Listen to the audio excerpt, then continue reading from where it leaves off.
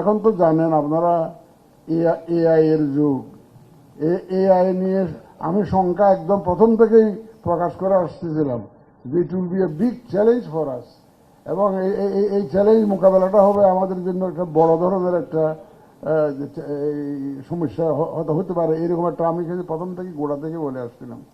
তো যাই হোক, আজকে আপনারা অনেকক্ষণ ধরে সময় ধরে শুনলেন এবং অনেক প্রশ্নের জবাব, আমি আশা করি যে অনেক প্রশ্নের জবাব আপনাদের ছিল, ওগুলো হতো আমাদের টেকনিক্যাল সাইড। ওনারা যারা সত্যিকার অর্থে এই যে পুরো স্কিমটা বাস্তবায়ন করছেন তাদের কাদের কাছ থেকে শুনলেন, হর্সেস মাঠ থেকে শুনলেন আপনারা।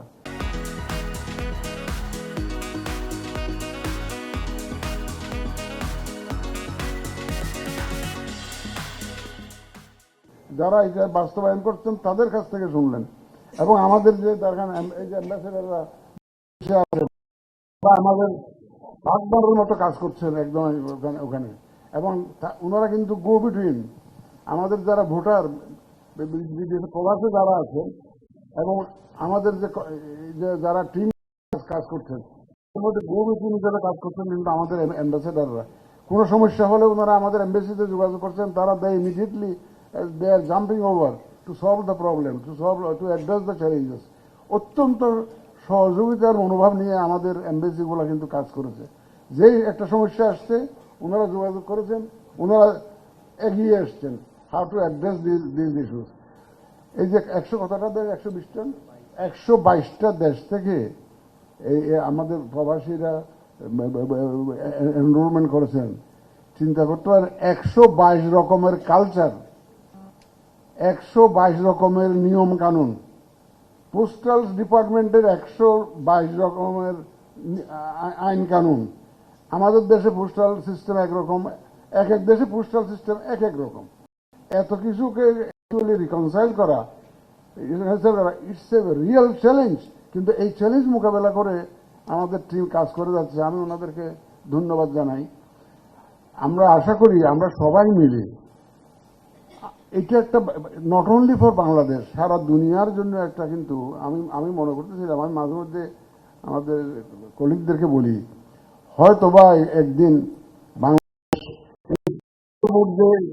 সাকসেসফুলি করতে পারলো, এটার জন্য হয়তো দেখবেন যে সারা দুনিয়াতে বাংলাদেশের নামটা উজ্জ্বল হয়ে থাকবে। আমার সাথে যখন দেখা করতে আসে বলে আমাকে বলে যে আপনারা যদি এটা করতে পারেন এটা তো আপনাদের নাম তো ওয়ার্ল্ড হিস্ট্রিতে রাখা হয়ে যাবে, বাংলাদেশের নাম। কারণ অনেক দেশ এটা করতে পারে নাই, তো আমাদের আশেপাশের দেশটা কেউ তো এইভাবে সাকসেসফুলি করতে পারে নাই। আমরা প্রথম করতে পারি, মোটামুটি যেটা করছি আমরা এখনো আমাদের কার্যক্রম যেটা আমরা এ পর্যন্ত দেখছি তাতে খুব একটা খারাপ, যারা আগের থেকে পোস্টাল ব্যালট করেছে তাদের যে অভিজ্ঞতা আমাদের চাইতে বহু বেশি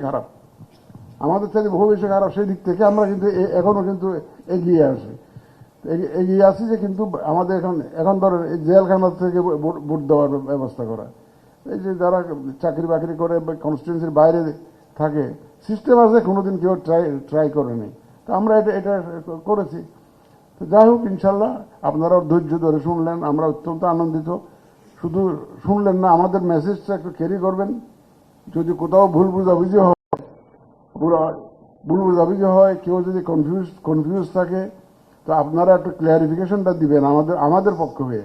বি আওয়ার অ্যাম্বাসেডার, ওই যে যারা আমাদের মিনিস্ট্রি আছেন, আমাদের হাই কমিশনাররা, ডিপ্লোমেটরা আছেন, আপনারা যারা প্রেসে আছেন তারা আমাদের অ্যাম্বাসেডারের মতো কাজ করবেন, যাতে পোস্টাল ব্যালটটাকে আমরা এক্সপাট্রিয়েট ভোটিংটাকে আমরা যে একটা ইনিশিয়েটিভ যে নিয়েছি ওইটাকে এটা সাকসেসফুলি করতে পারি, সেটা আপনারা একটু আমাদের সহযোগিতা করবেন। তো অনেক সময় ধরে আপনারা থাকলেন, মাঝখানে আমি শুনতে পাইনি, আমি দুঃখিত, ওই যে হিয়ারিং করতে গিয়ে মিস হয়েছে। যাই হোক, আপনাদেরকে ধন্যবাদ জানিয়ে আমি আমার বক্তব্য শেষ করছি।